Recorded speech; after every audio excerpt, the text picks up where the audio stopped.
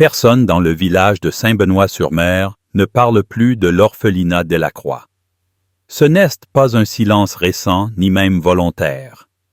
C'est un genre de silence ancien enraciné dans les pierres, comme si la terre elle-même refusait de s'en souvenir. Je suis tombé sur ce nom un soir de janvier, en classant les archives notariales, d'une vieille maison rachetée par la commune. Un tiroir bloqué contenait un paquet de lettres reliées par une corde de lin et un petit carnet de cuir noir jauni sur les bords, à moitié rongé par l'humidité. La première page était illisible. La seconde ne l'était pas. Orphelinat des Sœurs de la Pénitence, Sainte-Benoît-sur. Mère 4 novembre 1843. Le reste était écrit dans une main tremblante, irrégulière, presque effacée. Mais les noms y étaient. 43. Exactement. Aucun âge. Aucun dossier médical, juste des prénoms parfois suivis. D'un simple mot muet, boiteux, fiévreux, ou parfois rien du tout. Les registres civils du département ne mentionnent jamais d'orphelinat à cet endroit. Pourtant, sur la carte cadastrale de 1829 au sud du clocher, un grand bâtiment est bien dessiné, marqué seulement « propriété de l'Église ». Et dans le recensement de 1831, un nom revient 13 fois. Sœur Jeanne-Madeleine, parfois notée comme directrice, parfois comme institutrice, parfois sans fonction. On dirait qu'elle était tout à la fois. Les premiers témoignages que j'ai trouvés viennent du journal d'un médecin de passage.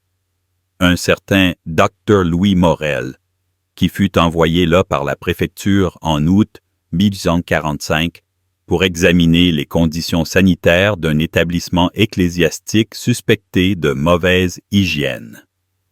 Sa note de visite est concise, presque clinique. Bâtiment en mauvais état. Odeur stagnante dans les dortoirs. Aucun enfant visible. La sœur responsable indique que tous sont alités. Refus de montrer les chambres. 2 jours plus tard, le docteur Morel quitte la région précipitamment. Il meurt à Lyon 6 mois après d'une infection pulmonaire aiguë. Les habitants les plus âgés, ceux qui acceptent encore de parler, disent de vaguement se souvenir de l'orphelinat, mais toujours avec des hésitations. Une femme qui vivait à 5 kilomètres du village m'a dit avoir entendu sa grand-mère mentionner des enfants qui ne criaient jamais. Un autre ancien sacristain m'a simplement dit « On savait qu'ils étaient là, mais on ne les voyait jamais. Les lettres du carnet ne sont pas signées, mais elles semblent avoir été écrites par une jeune fille. L'écriture est fine, rageusement enfoncée dans le papier par endroits. Elle raconte sans jamais vraiment expliquer. Le ton est sec, détaché comme si elle avait appris à ne pas attendre de pitié. Il faut dire leur nom tous les matins, sinon ils s'effacent. Même moi, je commence à oublier les traits. Le Père dit que qu'est Dieu qui choisit ceux qui restent. Mais Dieu ne descend jamais ici. Le mot Père revient souvent, mais sans qu'on sache. S'il s'agit d'une prêtre, d'une supérieure ou simplement d'une forme. D'autorité crainte. Une page décrit un rituel matinal où les enfants devaient se ranger dans la cour pieds nus sur la pierre gelée, récitant des prières pendant que les sœurs inspectaient leur langue et leurs paumes. Ceux qui tremblent vont en bas, ceux qui saignent aussi. En bas. C'est toujours froid, même en été. Je n'ai jamais trouvé de plan du sous-sol. Mais l'ancien jardinier du couvent, un homme nommé Baptiste Leroux, a été interrogé en 1852 lors d'un procès pour vol. Le greffier a noté. L'accusé mentionne un escalier menant aux caves de l'orphelinat interdite aux laïcs. Il dit y avoir vu des berceaux vides, des chaînes au mur et une grande bassine noire. Il retire sa déclaration le lendemain. Ce qui me trouble le plus, ce sont les croix. Pas celles du cimetière, mais celles gravées à la main sur les pierres du mur, est à hauteur d'enfant. Il y en a exactement 43 gravés grossièrement parfois à moitié effacés, comme si le vent ou les années avaient tenté de les recouvrir. Aucune nest datée. Jai visitait les ruines du bâtiment en mars. Il ne reste que 3 murs debout, envahis de lierre. Une partie du sol est affaissée, révélant une sorte de cavité où gisent des fragments de fer rouillés, des morceaux de verre et une petite chaussure. Je l'ai laissée là. Elle était trop petite pour appartenir à un enfant de plus de 5 ans. Dans le carnet, une des dernières pages contient ces mots. Sœur Madeleine ne prie plus. Elle dit que la prière n'a jamais fonctionné ici. Elle reste debout toute la nuit. Elle écoute. Je l'ai entendu dire que les murs bougent quand on ne regarde pas. Un détail revient souvent. Le bruit des cloches. Pas celle de l'église du village, mais un tintement plus aigu, plus rapide, comme une clochette d'alerte. Plusieurs lettres mentionnent qu'il ne faut jamais sortir de son lit si on l'entend sonner. La dernière fois que Jeanne a voulu voir d'où venait le son, elle n'est jamais revenue. On a mis ses draps dans le puits. Derrière la cuisine, le père a dit que c'était plus propre comme ça. Il n'existe aucun certificat de décès pour ces enfants, aucun nom dans les registres. Même les croix du cimetière communal ne portent pas la trace. Et pourtant, au fond des archives du diocèse de La Rochelle-Jay, retrouvez une lettre datée de 1871, envoyée par un nouveau curé affecté à Saint-Benoît. Il y demande conseil à l'évêché. Que faire des restes découverts sous la sacristie? Jen est comptée 43. La lettre du curé de 1871 ne précise pas ce qu'il advint des restes. Elle se termine abruptement sans salutation. Dans les correspondances ultérieures de l'évêché, aucune mention n'est faite de cette découverte, comme si elle n'avait jamais existé, ou comme si celui qui l'avait rapportée avait été discrètement écarté. Dans les archives paroissiales, son nom cesse d'apparaître après cette date. Le registre des affectations note seulement « transféré hors diocèse, aucune destination ». Pendant plusieurs semaines, j'ai tenté de retrouver une trace physique, quelque chose de concret. Une pierre tombale, un ossement, un objet personnel. Ce que j'ai trouvé n'a pas été ce que j'espérais. Sous l'autel effondré de la chapelle en ruine, caché entre 2 dalles disjointes, un petit carnet de prière m'attendait. Reliure rouge, lettres dorées, ternies, les pages en latin déchirées à plusieurs endroits. Mais au centre, glissé comme un marque-page, une feuille quadrillée, arrachée d'un cahier d'écolier. L'écriture était celle d'un enfant incertaine, maladroite. La feuille contenait une liste. Pas de nom cette fois, mais des traits cheveux noirs, peau grise, yeux fermés, tout le temps, mains froides. Elle ne parle jamais. À côté de chaque description, un mot était écrit à l'encre plus pâle, disparu. Le dernier, écrit en lettres plus grandes. Moi. Il m'a fallu du temps pour comprendre ce que j'étais en train de lire. Il ne s'agissait pas d'une liste d'amis ou de camarades. C'était une tentative de retenir en mémoire ceux que l'on n'avait pas le droit de nommer. Peut-être que ce carnet avait été un outil de survie, un fragment d'identité volé à l'oubli. Les journaux locaux de l'époque ne rapportent rien, aucune disparition, aucun scandale. Pourtant, en 1886, un article paru dans le Courrier Rochelais mentionne brièvement la vente d'un terrain ecclésiastique à Saint-Benoît au profit de la commune, ancienne bâtisse délabrée, inutilisée depuis plusieurs décennies. Achat effectué sous condition de destruction immédiate.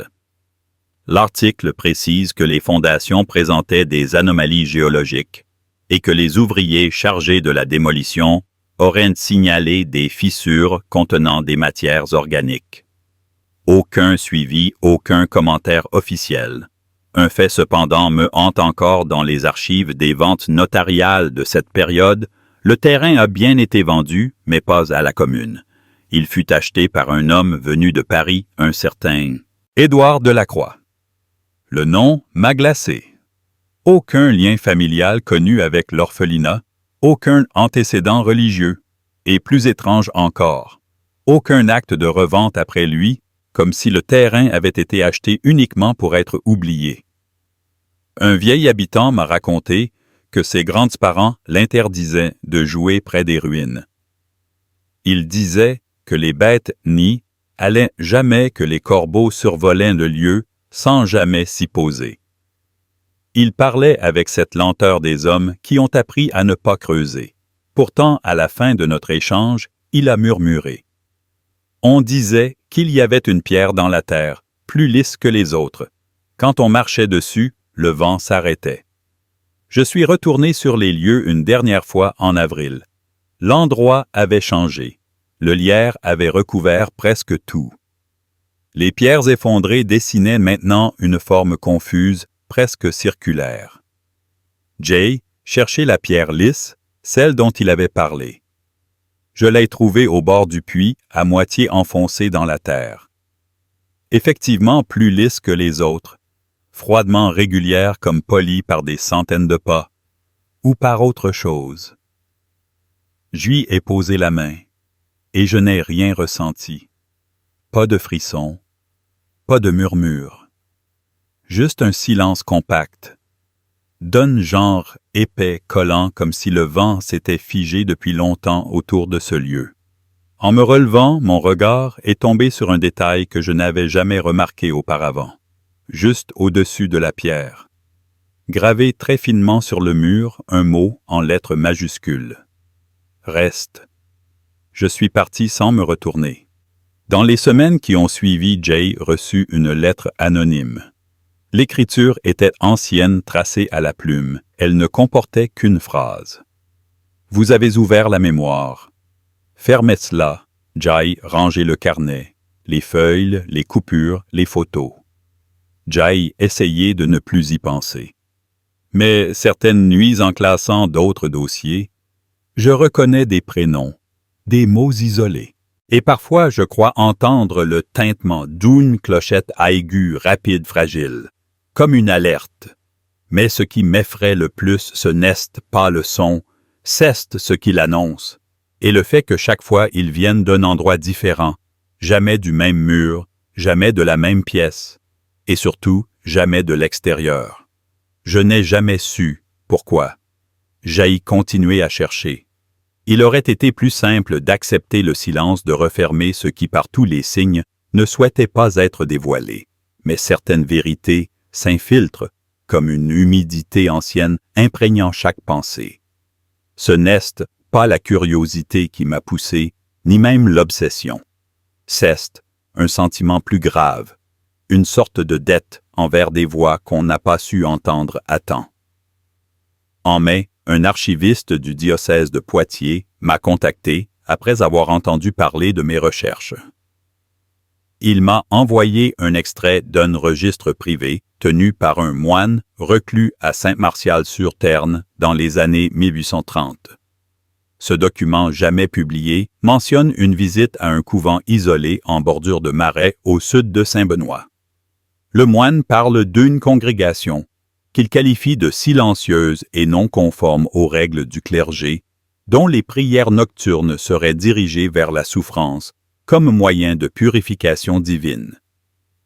Il écrit aussi, Jay, vu des enfants qui ne levaient jamais les yeux. Comme s'ils avaient appris que voir pouvait leur être fatal. Plus loin, il décrit un confessionnal sans issue, adossé à un mur de pierre. Aucun espace derrière, pas d'ouverture. Et pourtant, dit-il, il entendait les chuchotements de l'autre côté de petites voix priant à l'unisson. Ne nous efface pas. Ce genre de détail pris isolément pourrait passer pour une exagération mystique, mais recoupé avec ce que j'avais déjà lu, avec les gravures, les noms, les silences, tout prenait une cohérence qui n'était pas rassurante. Un soir, en feuilletant de vieux almanachs agricoles, je suis tombé sur une annotation griffonnée à la marge datée de 1844. Mauvaise récolte, trop de pluie. Les sœurs disent que ceste à cause des cris. Ce genre de phrase jetée sans contexte me glace plus que n'importe. Quel récit dramatique! Elle dit entre les lignes qu'un savoir ancien circulait, qu'on avait entendu, mais qu'on avait préféré continuer, comme si cela faisait partie de l'ordre des choses. Il y avait, dans ces terres basses du Marais, une manière d'accepter la douleur, tant qu'elle restait cachée. Une culture de l'endurance, du silence, du sacrifice. Surtout quand il s'agissait d'enfants sans parents, sans papier, sans mémoire légale. Les orphelins ne manquaient jamais dans les campagnes du 19e siècle. Il était facile de les perdre. Facile aussi de les faire disparaître sous prétexte de piété de discipline ou de maladie. Un relevé de l'État civil de 1842 m'a révélé une anomalie.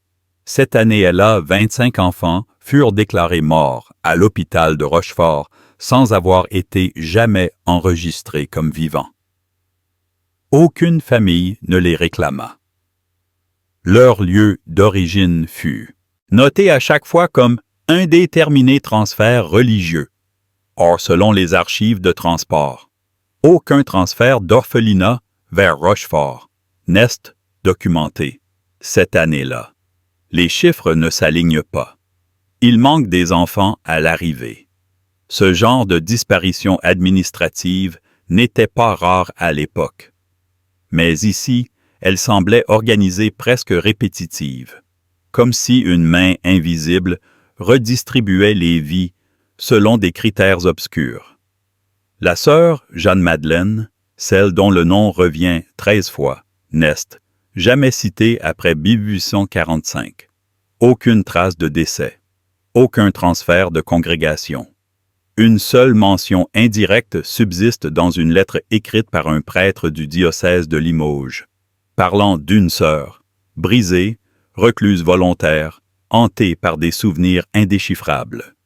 Jay voulut retrouver la source de ce témoignage.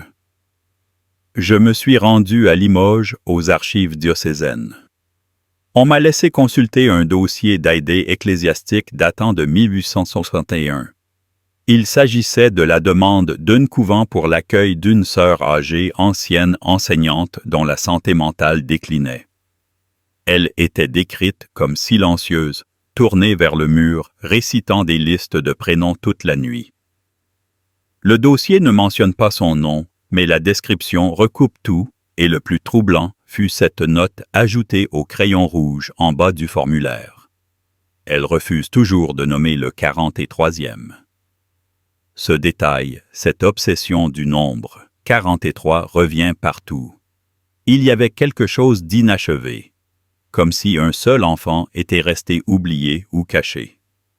Une page du carnet mentionne une fillette qui ne dort jamais, même les yeux fermés. Une autre dit « Le père voulait la garder. Il disait qu'elle portait la mémoire des autres. » Et alors Jay comprit que peut-être ce n'étaient pas les morts qui hantaient l'orphelinat, mais celle qui avait vu. Celle qui restait vivante portait tous les noms en elle. Et qu'on avait tenté d'effacer par d'autres moyens. Un témoignage tardif trouvé dans les notes d'un médecin aliéniste de Bordeaux évoque une patiente internée en 1883 qui refusait de manger, sauf si on lui présentait une bassine noire avec le pain dedans. Elle parlait de ses camarades sous le sol debout et sans bouche, et disait que la cloche venait chaque nuit la compter. Le médecin perplexe avait noté « Aucun souvenir de famille ». Parle d'un lieu appelé la Maison des Palans. Je pense que c'était elle. Peut-être que son silence a duré si longtemps qu'il est devenu la voix même de l'orphelinat, une voix sans corps, sans nom répété de génération en génération, sous d'autres formes dans d'autres murs, car certains lieux même détruits gardent la mémoire de ceux qu'on y a oubliés. Et maintenant que Jay rassemblé tout cela, maintenant que je crois approcher de ce qu'on, n'avait pas le droit de savoir. Je me rends compte que je n'ai rien résolu, rien prouvé. Les documents sont flous, les témoignages fragmentaires, les noms effacés, ce qui me reste. Ceste une impression persistante collante, comme si quelque chose ou quelqu'un attendait encore. Et parfois, dans le silence le plus total de mon bureau, je crois entendre des pas. Très lents, comme s'ils marchaient sur une pierre lisse polie par le temps. Le bruit des pas ne vient jamais du même endroit, parfois du couloir, parfois du grenier parfois. Et c'est là que je retiens, mon souffle de juste derrière moi, alors que je suis seul. Les portes verrouillées. Ils ne sont pas menaçants, ils ne courent pas, ne frappent pas, ils s'installent, comme s'ils revenaient. Au début, je tentais de tout rationaliser, fatigue, mémoire, imagination, stimulé par trop de lectures anciennes. Mais chaque tentative d'explication s'effritait dès que je retournais à ces documents. Je voulais m'en détacher, mais je découvrais toujours quelque chose de nouveau. Ou peut-être que ce n'était pas nouveau. Peut-être que je voyais enfin ce qui avait toujours été là. Il existe un passage dans l'un des carnets retrouvés à l'orphelinat gribouillé à l'envers d'une page de prière. L'écriture est si fine qu'il faut une loupe pour la lire. Elle dit « Les murs ne tiennent pas la mémoire. C'est le froid qui l'attrape, le froid sous les ongles, le froid dans la gorge, celui qu'on avale quand on ne veut plus pleurer. » Puis plus bas. Sœur Jeanne a dit que si on regarde trop longtemps dans le puits, il commence à nous regarder aussi. Je suis retourné voir le puits. Je ne voulais pas, mais je devais. Ce genre d'impulsion n'a rien de rationnel. Il m'appelait. Peut-être pas lui directement. Peut-être la promesse d'y comprendre enfin quelque chose. Il n'avait plus de margelle. La pierre s'était effondrée autour, laissant une ouverture béante sombre comme une pupille. Jay approchait une lampe torche juste assez pour voir que le fond était sec. Ou plutôt qu'il n'était pas là. Aucun reflet, aucun sol, comme si le puits ne se terminait pas. Je suis resté là un long moment. Puis Jay. Remarquez juste à gauche de l'ouverture une ligne gravée. Très discrète, presque effacée. On aurait dit un trait d'enfant, une flèche, pointant vers le sol. En creusant doucement, j'ai trouvé une pierre qui semblait avoir été déplacée plusieurs fois. Dessous un petit coffret en fer rongé par l'humidité, verrouillé par un crochet fragile. Il s'est ouvert facilement. À l'intérieur, un mouchoir, blanc brodé à la main aux initiales. GM enveloppé autour d'une. Seule chose une dent. D'enfant. Petite. Parfaitement conservée, et dans un recoin du coffret un minuscule bout de papier roulé. Il m'en reste une. Je n'avais pas tout oublié, il n'y avait rien d'autre, mais depuis ce jour, je rêve toujours du même couloir, long, humide, sans porte, sans fenêtre. Juste un couloir qui descend très lentement, et le bruit d'une clochette à chaque pas que je fais. Dans le rêve, je ne ressens pas de peur. Ce n'est qu'au réveil que le froid me saisit. Un froid ancien, pas celui de l'air, celui du ventre. Celui qu'on ressent quand on sait que quelque chose a été vu et qu'on ne pourra plus jamais ne pas le voir. J'ai tenté de partager mes recherches. Les réactions ont toujours été les mêmes. Scepticisme poli, gêne croissante, puis silence. Une historienne m'a écrit pour me dire qu'il était irresponsable de raviver des légendes rurales sans fondement. Un autre m'a accusé d'inventer des documents. Pourtant, je n'ai rien créé. Je n'ai fait que suivre les traces. Traces que personne ne voulait suivre. Et plus je les suis, plus je me rends compte qu'elles ne mènent pas à une révélation, mais à une boucle. Car tout recommence. J'ai reçu une lettre. Papier rugueux sans timbre déposé sous ma porte. L'écriture me semblait familière, mais je n'arrivais pas à la replacer. Elle disait simplement « As-tu dit leur nom aujourd'hui ?» Jay comprit que peut-être cela ne s'arrête pas, que le rôle de celui qui découvre est de porter cette mémoire même si elle vous ronge, même si elle vous enferme, comme sœur Jeanne, comme la fille qui ne dort jamais. Les enfants oubliés ne cherchent pas à être vengés. Ils ne demandent pas justice. Ils veulent simplement exister. Être rappelés, ne serait-ce que par un murmure, car ce que l'on oublie devient autre chose. Quelque chose de froid, de souterrain. Quelque chose qui attend. Je n'irai plus au village. Je n'ouvrirai plus les dossiers, mais je garde les noms. Chaque soir, avant de dormir, je les lis, un à un, en silence, et je laisse une lumière allumée. Pas pour moi, pour eux. Mais hier, j'ai trouvé un nom que je n'avais jamais vu. Émilie. Il n'est noté nulle part ailleurs. Pas dans les lettres, pas dans les registres. Juste là, à la toute fin du carnet, dans une encre différente, plus fraîche, comme si quelqu'un l'avait ajoutée récemment. Je vis seul. Depuis l'apparition du nom. Émilie, quelque chose a changé. Ce n'est pas un grand bouleversement, rien de visible. C'est plus insidieux. Comme si l'air dans la maison s'était épaissi, comme si les murs attendaient. Jay refermait le carnet ce soir-là lentement et je l'ai rangé dans l'armoire. Mais je savais au moment même où je fermais la porte que le geste ne servait à rien. Émilie, un prénom simple, commun à l'époque. Pourtant son étrangeté vient de ce qu'il n'était nulle part avant. Il n'aurait pas pu m'échapper. Je connais chaque page, chaque tache d'encre, chaque rature. Ce prénom n'était pas là. Et maintenant il l'est, comme une preuve muette que quelque chose continue à écrire ou à se rappeler. Je ne dors plus très bien. Chaque nuit vers 3 heures, le bois du plafond craque d'une manière qui me semble trop rythmée. Comme des pas légers, Jay changeait de chambre. Jay même quitté la maison quelques jours. Rien n'y fait. Les signes me suivent. Pas de manière spectaculaire. Non, il s'insinue une feuille tombée là où je ne l'avais pas laissée. Un tiroir entr'ouvert. Une tache d'humidité qui prend la forme d'une petite main. Je suis retourné par instinct, plus que par volonté, à la pierre lisse au bord du puits. Elle n'avait pas bougé. Le lierre avait repoussé, mais pas sur elle.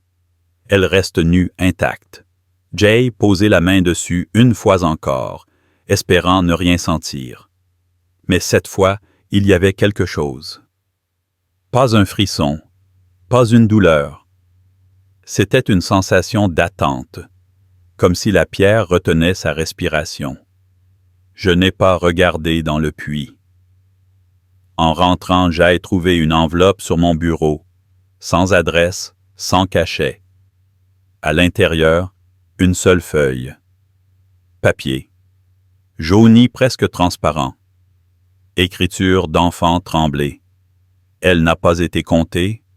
Puis en bas, elle est restée. Je crois comprendre maintenant. Peut-être que les 43 ne sont pas le tout. Peut-être qu'ils sont ceux qu'on a pu nommer, ceux qui sont partis, ceux qui ont été avalés par le silence. Mais elle, Émilie, elle est restée, peut-être volontairement, peut-être parce qu'elle était oubliée par erreur, peut-être parce qu'elle a refusé de partir. Dans le registre du médecin de Bordeaux, j'ai retrouvé un passage qui ne m'avait pas marqué à la première lecture. Il parle d'une petite fille observée en 1883 qui grattait les murs de sa chambre en murmurant « Si on n'a pas de nom, on recommence, on recommence ». Le médecin pensait à un délire infantile, mais J voit autre chose, une logique terrible, un cycle, une punition répétée, jusqu'à ce qu'un nom soit prononcé, reconnu. Entendu, Jay relut la liste. Émilie n'y est pas. Ce soir, Jai récitait les noms à voix haute. Une habitude que Jai prise malgré moi.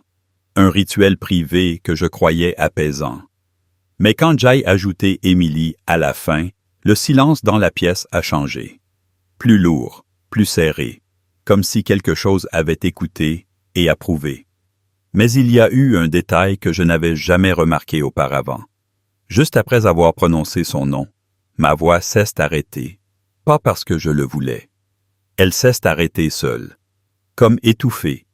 Et dans ce bref instant, j'ai entendu un froissement, léger, comme une robe d'enfant sur du carrelage.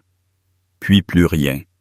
Depuis, tout ce que je tente d'écrire se modifie légèrement au matin, des mots changés, des phrases que je ne reconnais pas, toujours des ajouts subtils, des mentions d'elle, toujours dans cette même encre pâle, toujours ce prénom, toujours ce regard qui n'est jamais décrit, mais toujours sous-entendu. Ce matin, en relisant une lettre que j'avais tapée pour un collègue Jai, trouver une phrase que je n'avais jamais écrite. Il ne faut pas l'oublier 2 fois. Je l'ai effacée, mais elle est revenue à l'impression. Quelque part dans cette histoire, dans cette mémoire fracturée, il y a un nœud. Quelque chose qui ne veut pas être défait, mais seulement reconnu. Pas exposé, pas compris, juste entendu. Peut-être que c'est cela la vraie terreur. Pas la mort, pas la disparition, mais l'échec du souvenir. Le vrai oubli. Car maintenant, je commence à oublier les autres noms. Je relis les listes.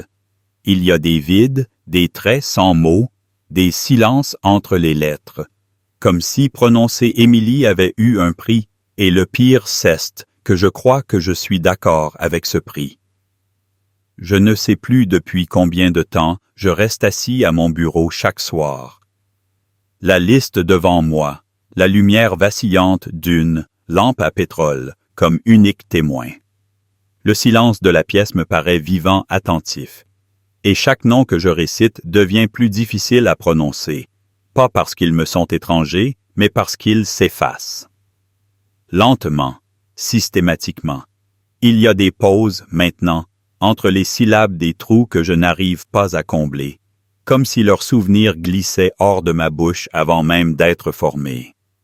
Jai tentait de réécrire la liste plusieurs fois. À chaque tentative, il en manque un de plus, et ce qui me glace, c'est que je ne sais même plus lequel. La mémoire, dans sa cruauté, ne vous arrache pas les noms d'un coup. Elle vous les vole dans l'ordre, un à un, jusqu'à ce que vous doutiez de les avoir jamais su. Mais Émilie reste, toujours présente, toujours là comme un repère obsédant au milieu du néant. Elle s'accroche à moi avec une fidélité que je n'ai pas choisie. Chaque document que je consulte contient à présent une allusion à elle. Une initiale ajoutée à la marge, une tache en forme de E, un reflet dans une photographie ancienne, vague, flou, mais trop humain pour être un hasard.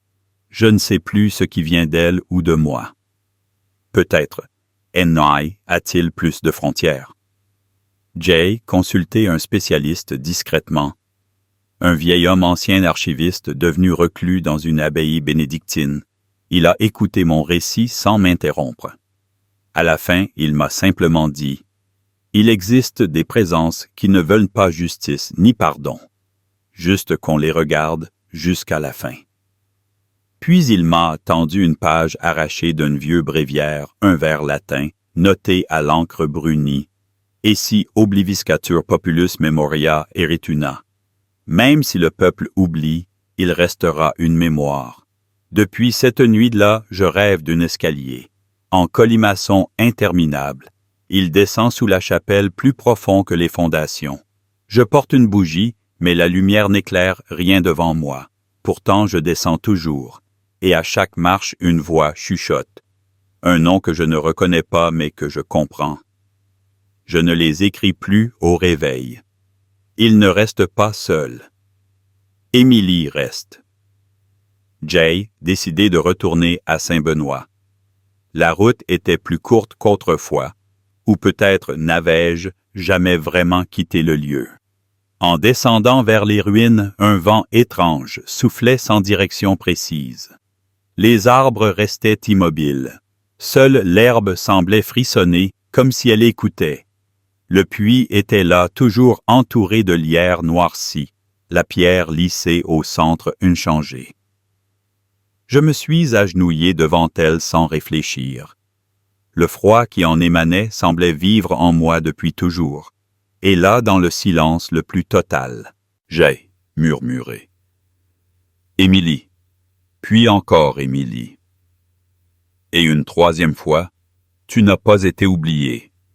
Je n'attendais rien, aucun miracle, aucune apparition. Mais quelque chose a changé.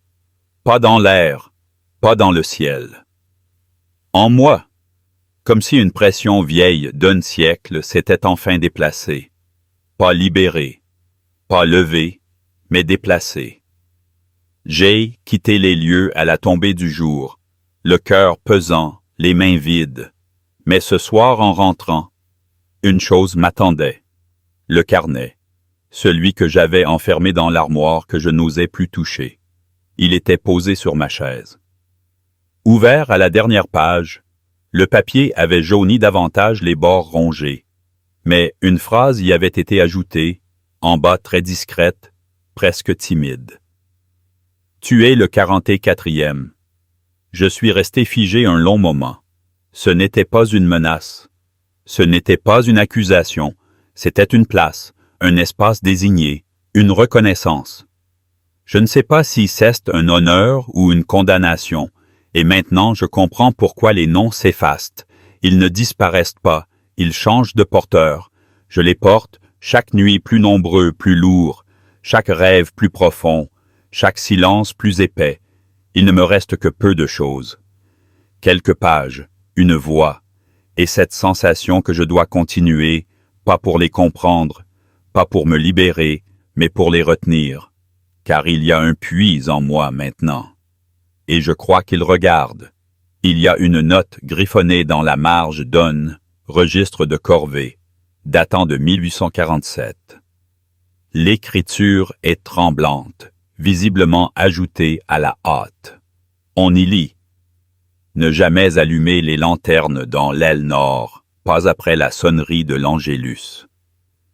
Même si l'on croit y entendre des pleurs, ce ne sont pas les leurs. Cette phrase ignorée ou oubliée résume peut-être la vérité que nul ne voulait nommer à Delacroix. L'aile nord était en ruine avant même l'arrivée des derniers enfants. Les planchers s'y affaissaient, les vitres éclatées laissaient passer la pluie et les oiseaux. Pourtant des bruits y persistaient chaque nuit, des pas, des raclements. Une respiration qu'aucune poitrine ne portait. Une lettre adressée au diocèse en 1852, signée du frère Martien, demande le transfert d'un certain. Jean-Baptiste vit âgé de 12 ans. Le frère y écrit. Il a vu quelque chose qu'il ne devait pas voir. Depuis, il ne mange plus, ne parle plus. Il gratte les murs avec ses dents. Ses doigts sont en sang. Il réclame la messe des morts pour des enfants qui n'existent pas. Le transfert neutre. Jamais lieu. Jean-Baptiste fut enterré 1 mois plus tard. La cause du décès, arrêt cardiaque. L'acte de décès porte 2 signatures, l'une reconnaissable, celle du médecin du village, l'autre tracée par une main malhabile presque enfantine. Le prêtre chargé de l'inhumation nota en marge. Corps rigide au moment de la découverte, yeux ouverts, langue arrachée, aucun signe de lutte. La population du village de Sainte-Michel-sous-Bois, à 2 lieues de l'orphelinat, connaissait la réputation du lieu, mais peu osait en parler. Lorsqu'un enfant disparaissait du village, ce qui arriva 6 fois entre 1839 et 1861, la rumeur allait toujours à Delacroix, mais aucune preuve ne fut jamais trouvée. Le bâtiment était sanctifié, protégé par la bienveillance, supposée des sœurs de l'enfance sainte. Un jour de 1860, une mère du village veuve et seule alla frapper à la porte du couvent, en hurlant que son fils y avait été emmené contre sa volonté. Elle n'en ressortit pas. Le lendemain, les sœurs dirent qu'elle avait été prise d'un malaise, qu'elle s'était effondrée dans la cour et qu'elle avait été transportée d'urgence à l'hospice. Aucun témoin ne confirma cette version. La femme ne reparut jamais. L'acte de décès fut signé à la plume, mais l'encre coulait comme si la main avait tremblé longuement avant de poser le nom. Vers 1875. Un ancien apprenti du menuisier du village rapporta dans une lettre retrouvée dans une boîte à chaussures que des cercueils miniatures avaient été commandés par les sœurs sans indication de nom ni de cérémonie. Ils devaient être livrés à la cave nord après le coucher du soleil. Il écrit « Jay, demandez si c'était pour des poupées. » La sœur m'a regardé, d'un air que je n'oublierai jamais. Elle m'a dit « Ne pose jamais cette question, et si tu veux vivre vieux, ne parle pas de ce que tu vois ici. » Jay obéit, mais je ne dors plus bien depuis. Il y avait 13 cercueils et une odeur. L'odeur de quelque chose que la terre elle-même refuse. Lorsque l'orphelinat fut finalement abandonné en 1881, le silence fut complet. Pas d'avis public, pas de transfert officiel des enfants. Les registres cessent brusquement. Le dernier nom inscrit est celui d'un petit garçon nommé Louis Ainge, âgé de 8 ans. À côté de son nom dans la colonne Observation, un seul mot est noté en lettres pâles. Chute. Le bâtiment fut muré par décret de la municipalité voisine pour des raisons d'insalubrité extrême. Mais aucun ouvrier local ne voulut participer à la fermeture. Il fallut faire venir des maçons d'un village, voisins plus éloignés. L'une d'eux déclara, selon une rumeur transmise de père en fils, « Les murs saignaient. Le ciment ne prenait pas. Il fallait recommencer chaque nuit. Il y avait des bruits derrière les pierres, comme si les murs respiraient. » En 1902, un groupe d'enquêteurs ecclésiastiques mandatés pour examiner les anciens bâtiments du diocèse prit en note l'état du site de Delacroix. Leur rapport jamais publié fut conservé parmi les documents scellés de l'abbaye de Saint-Eustache. Il décrit l'orphelinat comme un lieu de ténèbres viciées, où l'air lui-même semble chargé d'un passé qui ne veut pas mourir. Chaque pièce visitée dégage une impression d'observation constante. Les murs sont gravés de dessins étranges, trop complexes pour des enfants. Des symboles des mots à moitié effacés. Des figures humaines sans visage. À la fin du rapport, un seul mot est inscrit à l'encre noire, entouré de griffures. Pourquoi? Dans les années suivantes, certains voyageurs imprudents affirmèrent avoir entendu en longeant les bois près de la colline de Delacroix des voix d'enfants chantant en latin. Une chanson d'église toujours la même entonnée à une voix étrange, sans respiration. Les rares qui sonnent approchèrent de trop près, dirent que le chant s'interrompait net, comme si quelque chose avait remarqué leur présence. L'un d'eux, un facteur de passage, déclara à sa femme le soir même que les enfants n'avaient pas de pieds, seulement des ombres, là où leurs jambes auraient dû être. Il se donna la mort 3 semaines plus tard. Aucune note n'a été retrouvée, mais sa montre était arrêtée à minuit. Le même jour, la lune était pleine. Le père Augustin n'écrivit plus dans le registre après le 18 mars 1839. La dernière note de sa main est à peine lisible, effacée par l'humidité, ou peut-être volontairement par d'autres mains. On y distingue seulement quelques mots tracés de manière fébrile, comme si ses doigts tremblaient. Il chante encore dans les murs. Ensuite, plus rien. Le reste des pages est vierge, sauf quelques taches de cire noire, et à une page précise des empreintes de doigts sales enfoncées dans le coin inférieur. Ce sont les journaux locaux qui donnèrent l'alerte bien plus tard. lorsqu'un nouveau directeur fut assigné à l'orphelinat après plusieurs mois de silence administratif. Monsieur Jules Lemierre, ancien fonctionnaire d'Une, petite commune au nord de Chartres, fut envoyé en mission d'inspection. Il n'était resté que 2 jours à Saint-Laurent-sur-Ouvre, avant de repartir précipitamment laissant tout derrière lui, même ses valises. Un employé du ministère, dans une lettre adressée à un collègue, mentionna seulement que Lemierre fut retrouvé errant à pied à 20 lieues de là, parlant d'enfants dans les murs et d'un puits qui ne renvoie pas l'écho.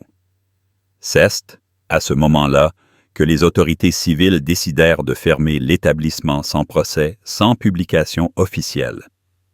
L'orphelinat fut muré, fenêtres clouées, portes cadenassées. On paya quelques ouvriers en espèces pour enterrer les dossiers restants dans les caves de la mairie, et le terrain fut laissé à l'abandon. Les villageois qui jusque-là évitaient simplement la colline commencèrent à détourner les regards lorsqu'ils passaient à proximité. La rumeur voulait qu'un arbre proche du portail principal n'ait jamais perdu ses feuilles, même en hiver. D'autres racontaient qu'un enfant sourd de naissance entendit une berceuse inconnue en posant la main sur les pierres du mur d'enceinte. Des années plus tard, dans 1864, un article discret parut dans La Gazette des enfants perdus, une publication philanthropique parisienne. On y mentionnait l'orphelinat Delacroix comme l'un des nombreux établissements disparus sans archives claires, et on ajoutait 43 tombes retrouvées, mais aucun certificat de décès, aucun acte d'inhumation. L'auteur évoquait aussi des lettres écrites par des enfants à leur famille, jamais envoyées retrouvées empilées dans un coffre à linge. La plupart étaient adressées à personne. Des phrases sans ponctuation, pleines de fautes, mais étrangement répétitives. Plusieurs d'entre elles disaient avec des mots d'enfant. « Il faut être sage dans la nuit, sinon le noir vient prendre ton nom. » Ce qui me pousse à raconter tout cela aujourd'hui. C'est un document glissé dans un vieux grimoire religieux que Jay acheté chez un antiquaire de Caen. Il s'agit d'une page arrachée, écrite à la plume signée Donne, maladroit. Je ne sais pas pourquoi je l'ai lu autant de fois. C'était une sorte de confession ou peut-être une tentative d'expliquer. On y parlait de douleurs qui ne meurent pas avec les eaux d'un puits dans la cour qu'on ne devait pas ouvrir de punitions infligées la nuit par ceux qu'on appelait les veilleurs. Et surtout ce passage au milieu de tout, comme une phrase prononcée à voix basse. Ce n'était pas la fin qui les rendait fous. C'était le chant sous la pierre. Jay voulut en savoir plus. Je suis retourné là-bas, Saint-Laurent n'est plus qu'un hameau. Il n'y a plus d'églises, plus de postes, seulement 3 maisons toutes vides. On m'a dit que la dernière famille était partie il y a 20 ans. L'orphelinat, lui, est toujours debout. Le toit s'est affaissé. La cour est envahie de ronces, mais les murs, ils tiennent. En passant ma main sur les pierres, j'ai senti une fraîcheur presque glaciale, malgré la chaleur d'août. Je n'ai pas osé entrer, mais j'ai vu sur une pierre de la façade nord quelque chose de gravé, un mot « silence », et en dessous gravé bien plus récemment. Il n'y a plus de nom ici. Je suis resté là figé devant cette inscription. Il n'y a plus de nom ici. C'était une phrase comme une gifle, une négation absolue, comme si le lieu avait décidé d'effacer jusqu'à l'existence même de ceux qui y avaient vécu. Pas seulement oublié, nié, avalé par quelque chose de plus ancien que l'oubli, Jay campé non loin à la lisière du bois. Je ne sais pas pourquoi. Peut-être parce qu'une partie de moi refusait de partir sans comprendre. Peut-être parce que j'entendais dans ma tête ces lettres d'enfants jamais envoyées. Peut-être aussi parce qu'au fond, j'espérais que quelqu'un ou quelque chose me parle. Et il y eut cette nuit. La 4e. Il était un peu plus de 2 heures, je crois. La lune était voilée, le silence absolu, puis un son, Pas un cri, pas un hurlement, un murmure, un chœur d'enfants, chantant à voix basse, comme si leur gorge était faite de poussière. Une comptine ancienne aux mots incompréhensibles. Jay gelé. Puis, contre toute raison, Jay quitté ma tente et suivit le son. Il ne venait pas du bâtiment lui-même, mais de derrière, là où le terrain s'affaisse.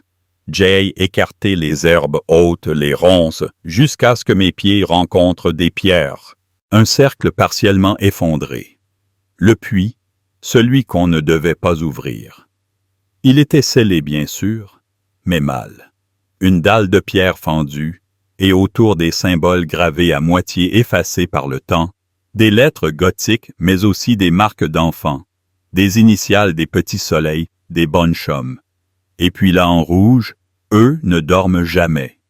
Jay voulut m'éloigner, mais un bruit m'a retenu, 3 coups, très lents, comme frappés contre la pierre. De l'intérieur, toc, toc, toc. Et puis, plus rien. Rien que le silence revenu. Mais ce n'était pas un silence apaisant. C'était un silence dense, compact, comme si l'air lui-même retenait son souffle. Je suis parti au petit matin. Je n'ai rien pris. Je ne suis pas repassé par ma tante. Jay courut jusqu'à la départementale sans me retourner une seule fois. Cela fait maintenant 3 semaines. Depuis, je n'ai pas dormi plus de quelques heures d'affilée. Chaque fois que mes paupières se ferment, je les entends. Ce chant sec brisé trop ancien. Il me réveille en sursaut, le cœur battant avec l'impression que quelqu'un est là derrière la porte. Pas pour me faire du mal. Non. Pour m'amener là-bas, là où il n'y a plus de nom. Je vous écris cette lettre pour une seule raison. Si jamais vous trouvez ce récit, ne cherchez pas. Saint-Laurent. Ne cherchez pas les enfants ni le puits, car certains lieux ne sont pas abandonnés. Ils attendent, et parfois ils se souviennent de vous.